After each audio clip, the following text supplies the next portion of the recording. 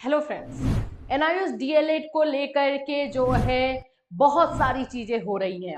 अब आप लोग जो है डेली बेसिस पे जो अपडेट मांग रहे हो उसमें मैं आपको बता रही हूँ कि अभी दो बहुत बड़ी चीजें जो है एनआईओएस डीएलएड को लेकर के हुई है। एक तो कल जो भी पार्लियामेंट में बातों को रखा गया एनआईओएस डीएलएड के बातों को हमने आपको बताया और बहुत ही गुस्से के साथ बताया, उसके लिए सॉरी, क्योंकि गुस्सा वहां पे दिखाना सही नहीं था। बट जब ऐसी चीजें होती है ना, इमीडिएट हम उन सभी चीजों को देखते रहते हैं, सुनते रहते हैं, तो एक फ्रस्ट्रेशन निकलता है कि आखिर में ऐसा क्यों, गलती किसी की और सजा किसी और को, ये कहाँ का कानून और कहाँ का न्याय है, यही चीजें जो है समझ में नहीं आती है। इनफैक्ट अभी जो है एनआईओएस डीएलएड को लेकर के दो बहुत बड़ा स्टेप जो है वो लिया गया है और मैं बोलूंगी कि ये बहुत पहले ले लेना चाहिए था। और जैसे कि मैं हमेशा से बोलते आ रही थी कि एनसीटी इसमें गुनाहगार है, एनसीटी इसमें रिस्पॉन्सिबल है, उसके अगेंस्ट में हमें जाना चाहिए। और अब ये चीजें हो रही है, फाइनली अब ये चीजें हो रही है और अब कुछ रास्ता जो है निकल सकता है। तो क्या है ये दोनों अपडेट, डेफिनेटली आपको जो है हम बताएंगे। और इसमें इससे जो है उम्मीदें बढ़ रही है, इससे उम्मीदें जो है हर किसी की जगी हुई है कि कुछ ना कुछ इसमें पॉजिटिव हो सकता है। और सुप्रीम कोर्ट में जो केस फाइल होने वाला है उसमें लगातार आप लोग जो हमें मैसेजेस कर रहे हो उसके बारे में भी हम बात करेंगे कि उसमें अभी क्या चीजें आ रही हैं और क्या नहीं। सो फ्रेंड्स, चैनल पर पहली बार विजिट कर रहे हो तो चैनल को सब्सक्राइब कर लेना, बेल आइकन को हिट कर देना। आप सब जानते हो कि एनआईओएस डीएलएड के साथ अन्याय हुआ है और उसके साथ हम स्टार्टिंग से खड़े हैं और लास्ट तक खड़े रहेंगे जब तक हमें विजय नहीं मिलता है। सबसे पहले तो आप पीछे मेरे देख सकते हो, एक नया केस फाइल किया गया है इलाहाबाद हाई कोर्ट में। इसको लेकर के हम आपको दिसंबर से अपडेट कर रहे हैं कि ये केस बहुत इंपॉर्टेंट होने वाला है, क्योंकि हम डायरेक्टली एनसीटी, एमएचआरडी और एनआईओएस के अगेंस्ट जा रहे हैं, जो जरूरी है। भाई गलती उन्होंने की है तो मैं दूसरे का कान क्यों पकड़ूं, मैं तो उन्हीं को डायरेक्ट पकड़ूंगी ना। वही चीज यहां पर हुआ है। तो ये इस केस की सुनवाई जो है 7 फरवरी को यानी कि कल होने वाली है। ये केस का क्या रुख होगा, बिल्कुल हम इस पर नजर बना करके रखेंगे और जो भी अपडेट होगा हम आपको देंगे।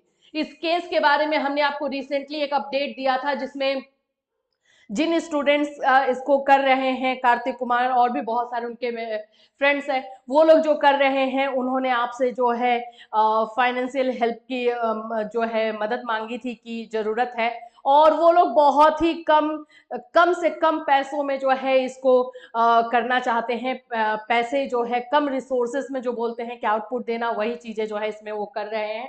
तो फाइनली इस केस का जो है डेट आ चुका है।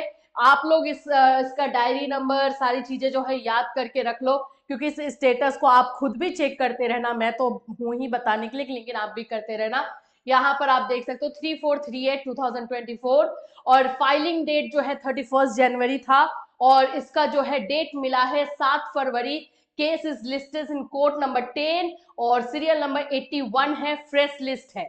इसमें किस चीज की बात हुई है, तो इसमें यही बात है, डायरेक्टली पब्लिकेशन से डिपार्टमेंट से पूछा गया, पब्लिकेशन डिपार्टमेंट को भी इसमें रिस्पोंडेंट बनाया गया है कि आखिर में गैजेट पास क्यों नहीं हुआ।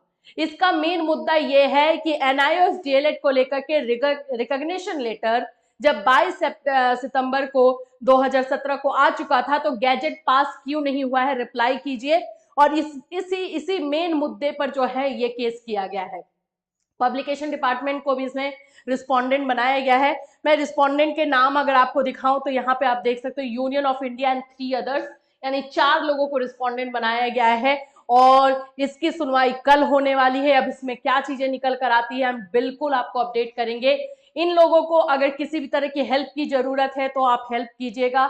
जेन्युइन है और लड़ रहे हैं अपने ही हक के लिए, क्योंकि वही सारे बच्चे हैं एनआईओएस के मारे हुए, एनआईओएस से डीएलएड करवा दिया गया है और अब इनके कोर्स को जो है रद्दी बताया जा रहा है, वही सारी चीजें हैं।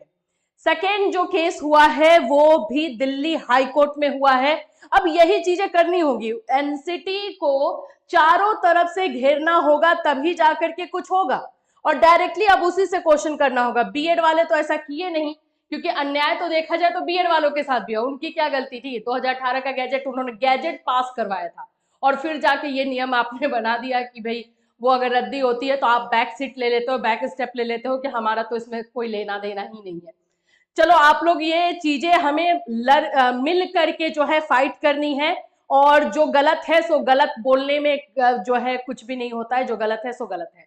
तो यहाँ पर एक केस दिल्ली हाई कोर्ट में भी किया गया है, नंदन सिंह बोहरा वर्सेस यहाँ पे union of India and organisation. इसमें भी डायरेक्टली एनसीटी से जो है क्वेश्चन किया गया है, एनसीटी को ही रखा गया है कि भाई क्या हो रहा है, आप बताइए हमें, हम अब क्या करें, काम आपने किया है। और जिस तरह से आरटीआई करवाए गए, देखो ये मुद्दा तब और जाके क्लियर हुआ ना जब आरटीआई करवाए गए और पब्लिकेशन डिपार्टमेंट ने ये बोला कि एनसीटी ने जो है पब्लिश करने के लिए गैजेट तो भेजा था, लेकिन रूल्स रेगुलेशन फॉलो नहीं किए और पैसा नहीं दिया, जिसकी वजह से ये गैजेट जो है वो नहीं निकल सका।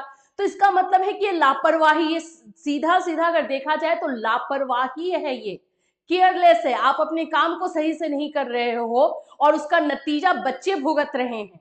तो बिल्कुल क्वेश्चन करना जो है जायज बनता है। तो इलाहाबाद हाई कोर्ट में एक केस हुआ है जिसकी सुनवाई कल होने वाली है, और एक केस दिल्ली में हुआ है, उसका जैसे डेट या जो भी चीजें अपडेट होगा हम आपको बताते रहेंगे।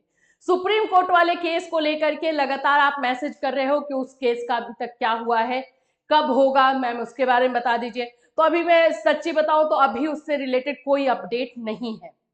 अभी जो है उसमें क्या चीजें चल रही हैं, क्या हो रहा है, अभी कोई भी अपडेट नहीं है। जैसे ही हमें कोई अपडेट मिलेगा सुप्रीम कोर्ट केस के रिलेटेड कि कब केस हो रहा है, क्या हो रहा है, तो हम आपको बिल्कुल बताएंगे और बिल्कुल हम आपको इन्फॉर्म करेंगे। तो फिलहाल एनआईओएस डीएलएड को लेकर के ये दो बहुत बड़ी अपडेट है, और इसमें अगर काम किया गया तो बिल्कुल जो है अब एकदम आर पार वाली लड़ाई जो है यहाँ पे दिखाई दे रही है। तो इससे रिलेटेड कोई और अपडेट रहेगा, आप सबको पता है कि आपको इसी चैनल के माध्यम से इन्फॉर्म किया जाएगा। Till then take care everyone.